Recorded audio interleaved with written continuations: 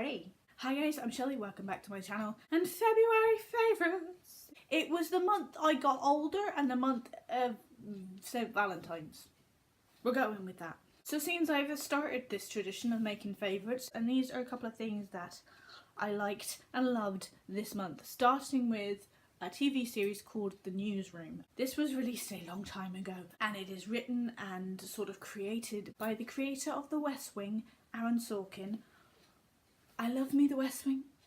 I really do. So he did a series called Newsroom, which funny enough revolves around a newsroom in America. And each episode is done at a specific time, so a specific date in recent history. So past 9/11, during the Iraq War, during all the scandals that kept coming up, during the Boston Marathon terrorist attack, all these things happen while you're following the series. So each episode sort of revolves around a big news story or a big thing that happened.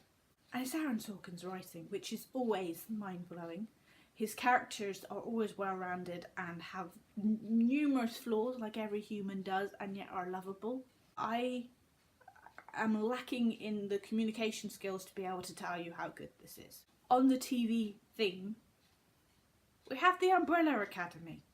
Who saw that coming? Not me, because I was unaware. So it's a TV series on Netflix that was based off of a comic that was co-created or fully created. Didn't do a research, did she? Created by Jared Way, who is the singer-songwriter from My Chemical Romance. The Umbrella Academy. Genius! It has elements of so many things and references to so many things. It is about 7 children who have powers. They were adopted by a rich, bonkers person who trained them to be strong and trained them to use their powers and trained them to not be kids. They all had enough of being the Umbrella Academy and went their separate ways, and their father dies and it brings them all back together, and there's an apocalypse looming. And they all have like different powers, so one of them can manipulate you and tell you what to think and what to say by going, I heard a rumour that. One of them is really strong and ginormous and has basically the power to punch you through a wall. Another one can travel in time. Another one can talk to the dead. One of them can throw a knife and it hits its target no matter what. One of them is dead but used to be a creature that had tentacles and goes, he's a bit of an octopus. I like him, he's funny. It's brilliant. It's queer. It's representing everything. I don't know how to describe it. But the best thing about Umbrella Academy, the soundtrack. Dear God, the soundtrack to this series. I wrote down some of the bands. The Kinks, Tiffany, David Bowie, Radiohead, Queen, Adamant, David Gray, Paloma Faith, The Hollies, Nina Simone, Sex Pistols, Top Loader, The Buzzcocks, The Doors, Jared Way, obviously, Woodkind and Mashiba. I mean, you just named the perfect album. Just bish. I'm slightly in love. Then it was my birthday and I left the house.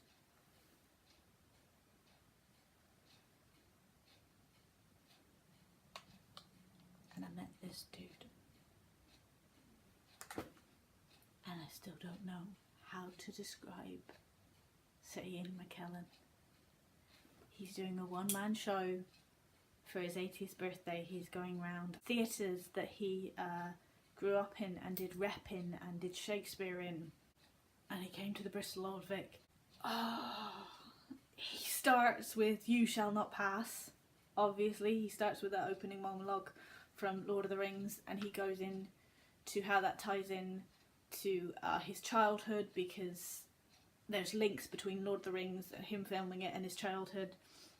And he just kind of goes through his whole life in the first half, and in the second half of the show he gets all of the Shakespeare plays out, every single one, and talks about them.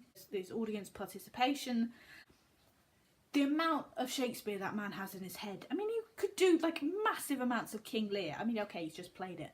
Massive amounts of Richard and the Henrys, and just, I love him. He is a very kind human. The work he has done for gay rights and on Section 28 is just mind-blowing. And then it ended. Get down to the lobby. He's in the lobby.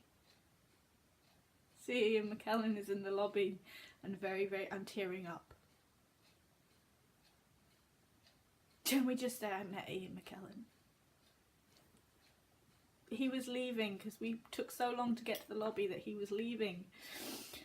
But my friend grabbed him and said, look, it's her birthday, would you have a photo with her? And I screwed it up. I screwed up the first photo. I had the camera pointing the wrong way. And I thought he was going to leave, and he just laughed at me. He laughed in my face because I swore. I just went bollocks, and I just heard this laugh behind my head because he was obviously behind me to take the photo. This just laugh. I'm so sorry. Can I do it again? He's just there laughing at me,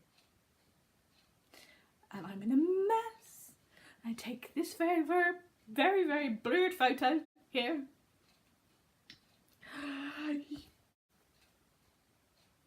I can't even.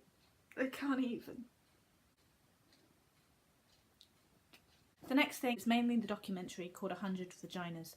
I would have done my last hormone diaries on it, so I will leave links to that. But it is a documentary that was on Channel 4 that is done by Laura Dodsworth, who is the author and creator of Manhood and Bare Reality, and she did one on womanhood, which is obviously about the vagina and the vulva and all those things. She also did a documentary about it this time, and it was on Channel 4. It was beautiful, it was moving, it was educational, it wasn't censored, it was everything I wanted it to be and more. I was a complete emotional mess once I'd finished watching it. She has open discussions with multiple different women from multiple different ages to experiences and so on and so forth. They just speak so openly that it is beautiful. If it's still up online, I will link it down below for you to watch because it's just the most beautiful, beautiful thing. This beautiful monstrosity came into my life this month. Yes. If she's going to turn 33, she's going to look like a Dor Delano. I whip my hair back and forth, I whip my hair back and forth, I whip my hair back.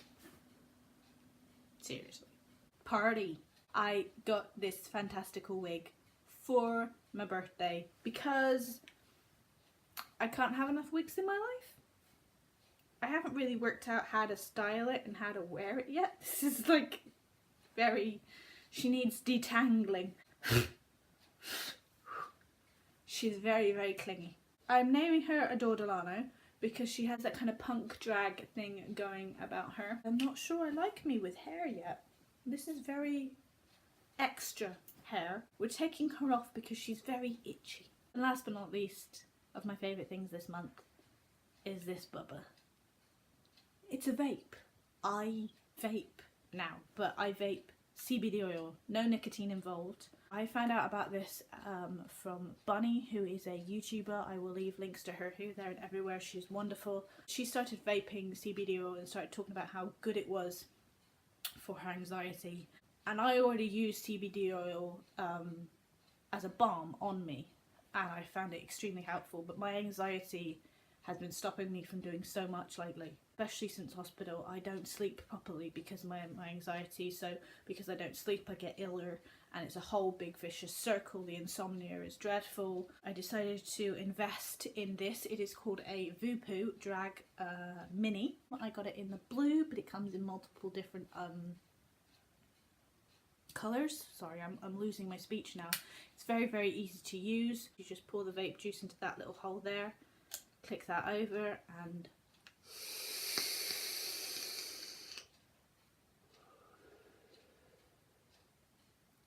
but it helps.